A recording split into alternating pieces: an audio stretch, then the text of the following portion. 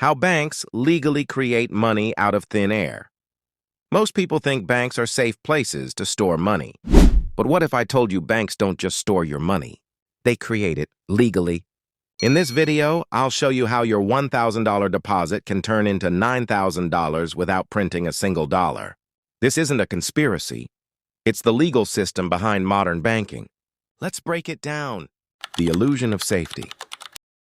When you deposit money into a bank, you think it's just sitting there waiting for you.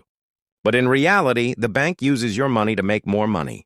The system that allows this is called fractional reserve banking. It's legal, it's powerful, and it's designed to multiply money, not just hold it. Fractional reserve banking. Let's say you deposit $1,000 in your bank. The bank is required to keep only a small portion, like 10%, as reserves. That means they can lend out $900 to someone else, but your account still says $1,000. So now there's $900 in the system that started with just $1,000. That $900 loan ends up in another bank. Then that bank loans out 90% of it, 800 and the cycle keeps going. How money multiplies. This cycle repeats over and over. $1,000, $900, $810, $729, $656. Through this system, your original $1,000 can eventually turn into $9,000 or more floating around in digital form. That's how banks legally invent money. The dark side. Sounds like a cheat code, right? But here's the risk. If everyone tried to withdraw their money at once, the banks wouldn't have it. Because most of it is out in loans, not cash in the vault. This is what causes bank runs, when people panic and rush to withdraw, and the system starts to collapse.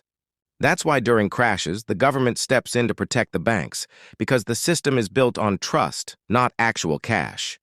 Who really owns the money? Here's the truth. The banks don't need to print money. They create it through loans. And when governments borrow from those banks, they're fueling the cycle too. So who controls the money? Not the people, not even the government in some cases. It's the institutions that control credit, interest, and debt. The rich learn how this system works and use it. The poor stay trapped in it. So now you know the secret. Money isn't real. It's created, loaned, multiplied, and recycled. And if you want to escape the system, you need to learn how it works. Like this video if you learned something new. Subscribe for more no BS money and motivation content. And remember, if you don't understand money, someone else will use it against you.